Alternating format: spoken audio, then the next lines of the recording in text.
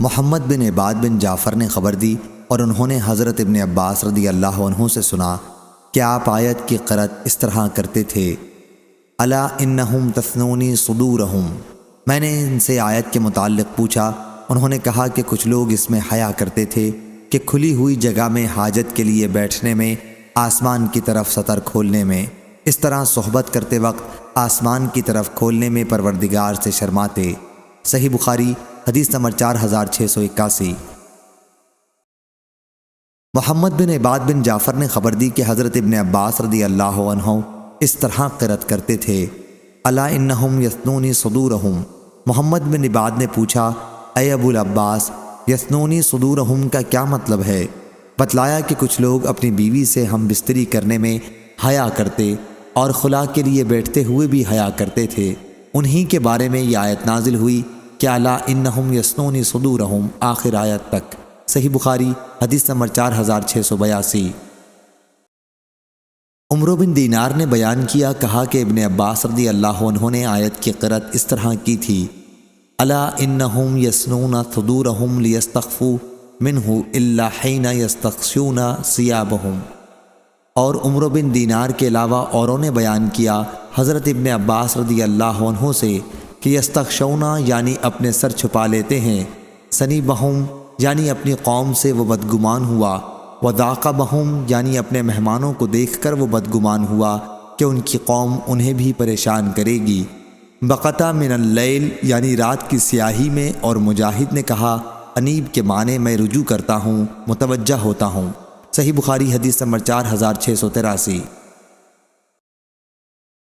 ابو زناد نے بیان کیا ان سے اعرج نے اور ان سے حضرت ابو ہریرہ رضی اللہ عنہ نے کہ رسول اللہ صلی اللہ علیہ وسلم نے فرمایا، اللہ تعالیٰ فرماتا ہے کہ بندو میری راہ میں خرچ کرو تو میں بھی تم پر خرچ کروں گا، اور فرمایا اللہ کا ہاتھ بھرا ہوا ہے، رات اور دن کے مسلسل خرچ سے بھی اس میں سے کم نہیں ہوتا، اور فرمایا تم نے دیکھا نہیں جب سے اللہ نے آسمان و زمین کو پیدا کیا ہے مسلسل خرچ کیے جا رہا ہے، لیکن اس کے ہاتھ میں کوئی کمی نہیں ہوئی، اس کا عرش پانی پر تھا اور اس کے ہاتھ میں میزان عدل ہے جسے وہ جھکاتا اور اٹھاتا رہتا ہے۔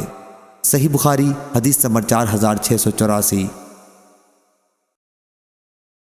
قتادہ نے بیان کیا اور ان سے صفوان بن محرز نے کہ حضرت ابن عمر رضی اللہ عنہ طواف کر رہے تھے کہ ایک شخص نام نامعلوم آپ کے سامنے آیا اور پوچھا، اے ابو عبد الرحمن، یا یہ کہا کہ اے ابن عمر، کیا آپ نے رسول اللہ صلی اللہ علیہ وسلم سے سرگوشی کے متعلق کچھ سنا ہے جو اللہ تعالیٰ مومنین سے قیامت کے دن کرے گا؟ انہوں نے بیان کیا کہ میں نے حضرت صلی اللہ علیہ وسلم سے سنا، آپ فرما رہے تھے کہ مومن اپنے رب کے قریب لایا جائے گا، اور حشام نے یدن المؤمنین بجائے یدنی المؤمن کہا، مطلب ایک ہی ہے، یہاں تک کہ اللہ تعالیٰ اپنا ایک جانب اس پر رکھے گا اور اس کے گناہوں کا اقرار کرائے گا کہ فلاں گناہ تجھے یاد ہے؟ بندہ عرض کرے گا، یاد ہے میرے رب، مجھے یاد ہے، 2 مرتبہ اقرار کرے گا، پھر اللہ تعالیٰ فرمائے گا کہ میں نے دنیا میں تیرے گناہوں کو چھپائے رکھا اور آج بھی تیری مغفرت کروں گا، پھر اس کی نیکیوں کا دفتر لپیٹ دیا جائے گا۔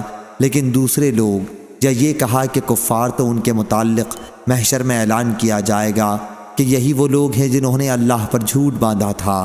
اور شیبان نے بیان کیا ان سے قتادہ نے کہا، ہم سے صفوان نے بیان کیا۔ صحیح بخاری حدیث نمبر 4685۔